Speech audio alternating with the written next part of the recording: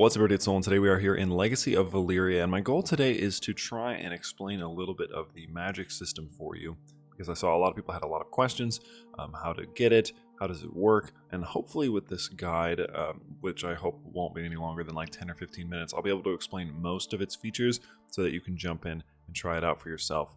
Now, first of all, what you're going to need to do is you have to find somewhere where there is magical, I guess, affinities present. To do this, normally if you're like a landed character, you'd have to go on some sort of pilgrimage or some sort of inspection. So when you're on the screen, what you're going to do is you're going to want to look for these 3 books. These are caches of magical secrets, or this is where you may discover lost magic more accurately. There is a cache of magic here in Valyrios, and there's also a cache of magic here on Dragonstone. You just have to look very far down at the very bottom. May rediscover the lost secrets of magic if you travel to Dragonstone. So if you are a Westerosi lord, you do not have to travel all the way over here. It's not a guarantee that you'll actually find something, but you can at least try. Now what I'm going to do is, just to make sure I try to get it, I'm going to hit all 3 up, and I'll show you what the event looks like. I've showed this before in my preview video for this mod, but for those of you who have not seen that, we'll just pop that up here today. And I'm just going to start the pilgrimage, and then hopefully we'll see that pop up here very shortly. So when you find a magical cache or a place where there is magic, you will get this little pop-up, and you can either leave magic dead, or you can learn the arts of the higher mysteries. Once you select that, you're going to get a scroll. With the scroll, you'll be able to unlock magic, whatever the scroll happens to be. Once you unlock magic, you need the trait Acolyte first, which, as you can see, we don't have. A pop-up will come up on the top of the screen when you unlock that. Every time you go to a cache of magical lore, you'll usually find a scroll. This one's for slicing wind. So this is air magic, this is water magic. I believe there's 8 different schools of magic. And then once you have visited a place where there is a potential to unlock magic, you'll get fragments of the Doom.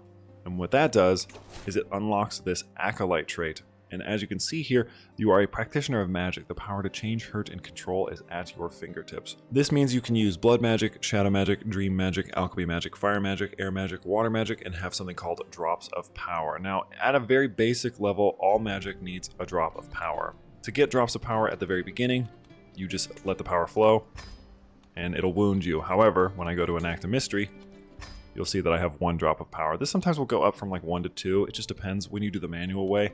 There are other ways to acquire drops of power, which we'll talk about in a second. You can cast magic either by knowing the mystery itself, like learning it through an event, which I'll talk about shortly, or you can cast it through a scroll. You can also, now that you've unlocked magic, manage your magical studies, and you can study the magical scroll, and you can learn your spells this way. Or if, for example, you know a spell that somebody else does, like say I know this crushing water spell that I want Einar to know, I can pay 1,000 gold and 500 piety, and I can teach him how to use this magic. Or I can have somebody become my apprentice, and I can make them my apprentice. So after we click that person make apprentice, if you go down into my courtiers, you can see that they now have Acolyte, and I'm pretty sure that there is a cooldown for this. I'm not exactly sure how long it takes. It might be somewhere down at the bottom. It's only a 3% chance they become an Acolyte, but we must have just gotten lucky. There's a couple other features that you can do off the bat after you become a mage. You can declare a nickname. This will just give you the option to give yourself certain nicknames that you like Necromancer, the Mage, the Warlock, the Seer, the Dreamer, the Poet. Assign magical specialties. As far as I'm aware, this does not matter for your character. This is more for everybody else. So like this mage, say I wanted them to be specifically about alchemy, I'm going to make them a transmuter so that they can learn alchemical spells a little bit faster. And then as far as the final option up here, order scroll scribing. What this does is this allows you to take any spell that you learn, any mystery, and put it on a scroll to be cast later on. This can be quite useful for 2 reasons. One, if a spell doesn't happen to work normally, sometimes spells will say that they just won't activate, but if you make them into a scroll, they will. Or if it's a spell you want somebody else to learn, you can have them learn it through the scroll. Or you can just sort of stock up on a bunch of spells that you want saved up, because it's cheaper to cast them through this than it is otherwise, because remember, you need drops of power to cast spells. You do not need drops of power to cast a scroll, and a scroll is always a 100% cast. It costs about 1,500 gold every time to make a scroll though, so just keep that in mind. But if you want a guaranteed cast, then you'll just have to do it this way. And to show you an example of what I mean by guaranteed cast or not guaranteed, we're going to go to the mystery of enchanted blood. The use of the arcane forces of blood magic to bind a force of improvement to the blood itself. This shall ensure the continuous growth and capabilities of the chosen subject. And what you do is you just hit enact mystery, and you'll get a little pop-up here. And as you can see, you can enrich your blood with blood magic. Now, the chance of success will go up the higher that your certain level is. As you can see by my character, they have nothing. So we have a 55% chance. Now you either have a 55% chance to succeed, 44% chance of spell failure, and then with that you have a chance to become injured or a chance to become scaly. So there's always like a risk and reward sort of thing going on. I'm going to say yes, and it failed, and I became severely injured. So you can kill yourself by doing magic, and that's just an example, but that's like a very basic rundown of how to use these main systems right here. I'm going to go to another later save that I have with this same character. It's a video that I made like a week ago, if you're curious, and we'll show you how to do a couple of the other things. So as you can see, this is my very same character, and you're probably noticing, if you look carefully at this screen, it's been 27 years since the game start. I'm only 34, but I look exactly the same. Also, I was 24 at the start of the video. How are they 34? One, they are immortal thanks to a spell that I used, which I had to use a scroll for because I didn't want to activate otherwise, like I was talking about earlier. And two, there's a couple magics that you can actually reverse or add years onto your character if you so wish. As you can see, they are now a master of the Acolyte trait, so they have a bunch of different like advances going on here. I didn't study every magical school. It's kind of depending on how you want to play your character. I found blood magic and alchemy to be the most useful for me. I also really liked water magic, but I didn't use it much beyond just actually casting it, so I didn't study it specifically. And this is something else I wanted to talk about. Born Under a Red Comet will happen organically if you visit enough of the sites in Old Valyria. So if you just go on a pilgrimage and visit like everything that you possibly can, you'll probably end up getting this. And this will just increase the amount of magical experience that you gain. And there's a couple ways to increase that gain. One is through that trait. And another is through, if we come down here to Valyria, you can see something known as a Mage's Archive. Now these are buildings that you can build once you unlock the Acolyte trait, and these will increase the drops of power trait experience gain and also increase some holding taxes. There are also other buildings that do this, like for example, I've colonized Irgoria here, and you can see, and I've even upgraded this tower, we get a 50% bonus to all these different magical types, and then a 20% bonus to drops of power trait gain experience. So all kinds of things that you can do with this. There's probably other buildings too. I've not explored them completely. I'm assuming there would be some if you like took up the central building in Valyria, since that's like a magical center as well. But those are some ways that you can increase your experience gain. Now the way that you study magic at all, because if we go here, we go to Enact a Mystery, you can see that I have all kinds of spells, just a ton. And unfortunately, they're not organized. This is probably going to change in the future. This is something that you're going to have to keep in mind. I have a ton of magic, and as you can actually see, I have a couple of these left over from when I was still trying to subtract my age. I would just basically make a bunch of scrolls and then cast them one after the other so I wouldn't have to worry about getting scaly or it failing. I was trying to keep around like 30 years old, I believe, for most of my playthrough until she got immortal. And the way she became immortal was I used this blood magic mystery of draconic consumption. And what this requires is I had to make it into a scroll because it didn't want to work otherwise. And then I had to have a dragon egg. And what I did essentially is I consumed the soul of the dragon within the egg, and I made myself immortal through that. You can also use magic to hatch dragons, although I just used the dragon hatching thing because I wanted to see if it made a difference. But this is Wraithwing. He's my dragon, who is also immortal from that event because we're bonded. I don't know how exactly that worked. That's probably a bug. But there you go. That's just one of the things you can do. I've also completely destabilized the Seven Kingdoms by casting something that I'll show you here in a second. I'll enact a mystery. And if you come down here called Mystery of the Roin, this is a spell that allows you to cast literally a plague. So I cast a sunset sickness upon the Seven Kingdoms and killed 3 heirs in a row, I think. So now they're suffering from a bit of a succession crisis, as it were. And that's one of the examples. There's a bunch of like offensive spells. There's a bunch of buffs you can use. There's one of my favorite ones is actually transmutation. Like I said, unfortunately they're not organized. I would prefer if it broke them down by school and then opened up from a window from there. But if I enact the mystery, I made 1,300 gold just by clicking it, right? Because I have a bunch of reserves of drops of power, and then I also am just a powerful mage, you know, a rank 4 alchemist, so she can make a bunch of magic, and it usually always succeeds, or it'll just fail. I have not had any negative effects. I only got scaly once on accident, but that was not with this character. That was when I was trying it out with another character. So it pays to study, and what you do, right, with our activities here, I don't have any prisoners, so I can't show you one of these activities, but we'll talk about this first. So blood sacrifice has some textual problems, but if you plan a blood sacrifice, and I want to point this something out real fast before I continue with this, these costs will be dependent on how big your realm size is. So if you're like a little realm, like if I was just the island of Valyria, I believe this costs like 30 gold. They do scale with how much you have, like all events scale when you're a larger empire or larger kingdom. And so what you do here is you would host this in Valyria or host it in your capital, and you essentially do a blood sacrifice of a prisoner.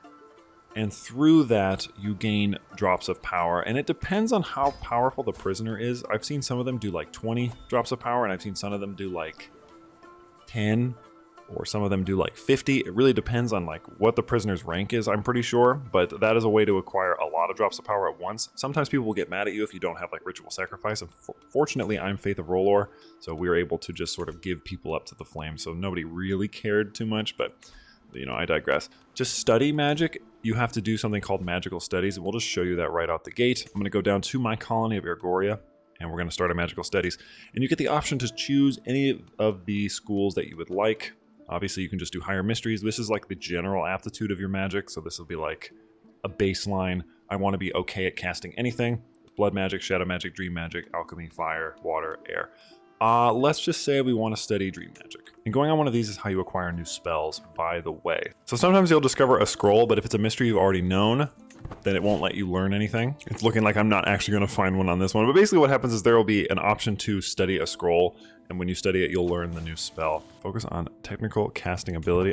She knows a lot of magical spells, so that could be why we're not getting anything to pop up. Sometimes you will get the option to also learn a spell. Because this one didn't go very well, we didn't get the option, so we choose to learn nothing at this time. We don't even get to improve our magical skill, but basically, you, at the end of these events, will get the chance to either increase your magical skill, like you'll get some trait experience in one of the schools that you just chose to study, or you'll be able to just choose one of the spells within the catalog. That's how I was able to unlock that Draconic Consumption one that I showed you a little bit earlier. I did a blood magic study, and then I was like, I want to unlock a blood spell because I had like a 4-star study experience, basically. And you can do that once a year. You can host this, okay, apparently it's every 14 months.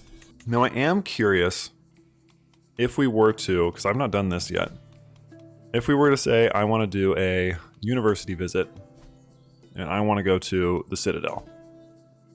There are, I believe, okay, so there's a cache of magic lore in the Citadel as well. See, I was curious about that. I had a feeling that there might be. But we're going to also customize this route. And we're going to head up here, and I want to try and show you some other options that you might have. We're going to have to fix this real fast, though, because it's going to be all wonky. See if we can't get a cool spell. But honestly, that's pretty much the basics of the magic system. When you want to enact a mystery, you just right-click yourself, you hit enact mystery, you have to have enough drops of power to cast it. So say I wanted to cast Mystery of the Roin. I want to cast it, let's see. I'm going to cast it on... where do I want to cast it? Let's cast it on Bravos. I want to cast Mysteries of the Roin on Bravos. And I want to do Consumption. Actually, let's do the Sunset Plague again. That one is good. And we're going to cast it on we'll do the Titan of Bravos. And it's going to be a major plague. And I have an 89% chance that this is going to work. And by some miracle, I cast this water magic spell where I cast a Pestilence. And I wanted to show you this because if we watch now,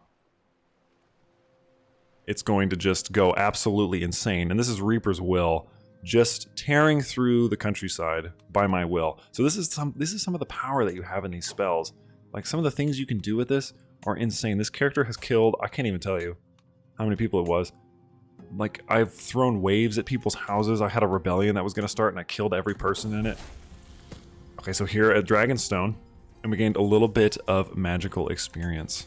And we discovered a little bit of dragon lore, and it looks like we actually found a scroll, which was Scroll of Mysteries of Dream of Mystics. That's interesting. Now, what does that do? And now remember what I said earlier, if you want to learn a scroll, you can manage magical studies, study a magical scroll, Scroll of Dreams of Mystic Power. So now I know that spell, and if I go to enact a mystery, it should be at the very top. And it looks to me, it is possible to draw upon the power of future dreams, improving drops of power gained in the present. So this will be a way to manipulate more drops of power. So that's another way to acquire them, and I didn't even know that until I clicked that, so that's interesting. There's all sorts of ways, there's all sorts of mysteries to this magic system. There's about 90 spells or so, I think, so there's a lot of different things you can do, like from increasing your men-at-arms to obviously unleashing plague. And it looks like we discovered a Valyrian scroll here at the Citadel as well, and that would be a Mystery of Arms Knights. And now this one, if we wanted to learn it, I actually already know this one, apparently. We could actually cast this one if you wanted to see, because you can cast anything through this. So let's just use the scroll. Attract more knights. I would lose 5,000 gold if I cast this. That's interesting. I do not want to do that. But I could just make gold, though. Just keep that in mind, right? So that's like really the basic overview. The biggest things you're going to want to do when you want to learn spells is you're going to, one, you're going to want to spam the magical studies. Whenever you have a prisoner, always blood sacrifice of power. Get yourself more and more of those drops of power. You learn spells either by scrolls or by events via the magical studies tree, or you can also manage magical studies and you could study something that somebody else knows if you don't happen to know it. Nobody knows anything, nobody knows any spells, so I don't need to do that, but you could do that. Or you could have somebody study something from you. Like if I wanted this guy to know mental domination, now he knows it. I gave it to him. And that's just something that you can do. And you can assign specialties, and you can scribe scrolls, of course, and you could put literally anything you want on one of these.